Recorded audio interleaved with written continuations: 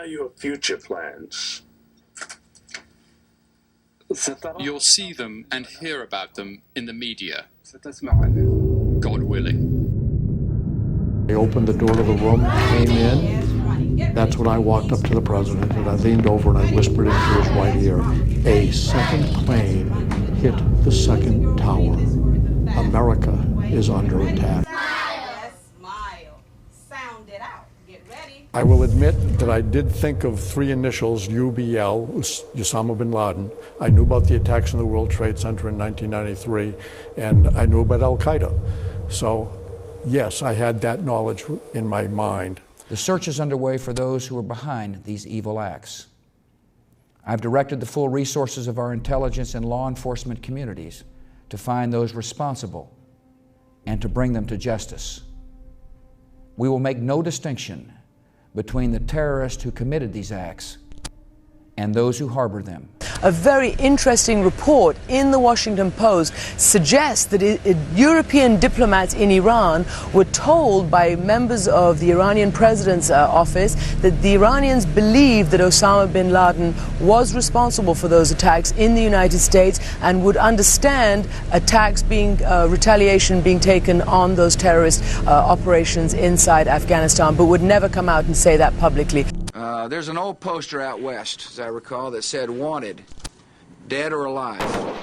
Well, that's always the plan.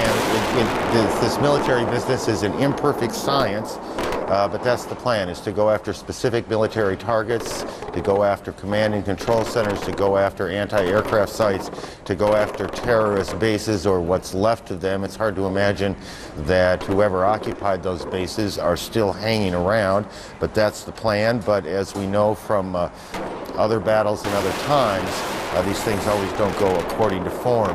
The Congress was very specific, though, Judy, in saying that the action that was being authorized for the president was specifically had to be dealing with that September 11th attacks. Anybody that was in any way tied with the organizations that did these attacks or harboring those who did the attacks.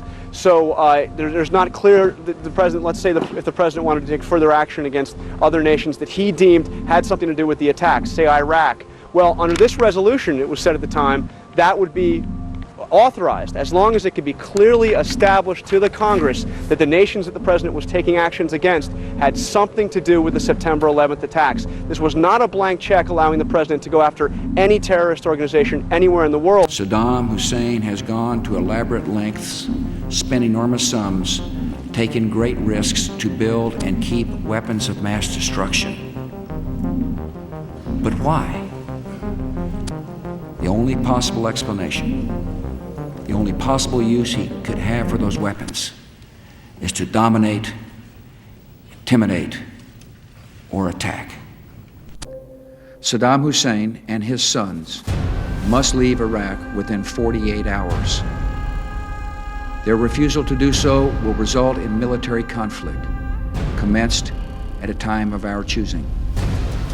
For their own safety, all foreign nationals, including journalists and inspectors, should leave Iraq immediately. Here is Dan Rather. It was just over 90 minutes beyond President Bush's deadline for Saddam Hussein to leave Iraq that U.S. warships and planes, there were F-117 stealth bombers involved, launched the opening salvo of Operation Iraqi Freedom. The attack came in waves, cruise missiles, followed by the F-117 stealth bombers with so-called bunker-busting bombs. Ladies and gentlemen, we got him. The search for Saddam Hussein is over. Here's what we know at this hour. After 9 months on the run, the former Iraqi dictator is in the hands of the coalition. He was nabbed by troops of the 4th Infantry Division without a shot being fired. About 600 American soldiers went out in this operation. They tore out of their base, according to our correspondent who was in Tikrit at the time, and they came back with this man. Iraq did not have the weapons that our intelligence believed were there. Much of the accumulated body of 12 years of our intelligence and that of our allies was wrong, and we must find out why and correct the flaws. The fact that there wasn't weapons involved, I mean, I was You know, when we first got in there and started looking around and didn't find anything, you get that kind of sinking feeling that, uh-oh. I guess I was just responding to kind of the gossip that tends to work around the political circles. Clearly, he had only one thing in mind, and that was to finish the job his father did. The decision of one man to launch a wholly unjustified and brutal invasion of Ukraine. Iraq, anyway.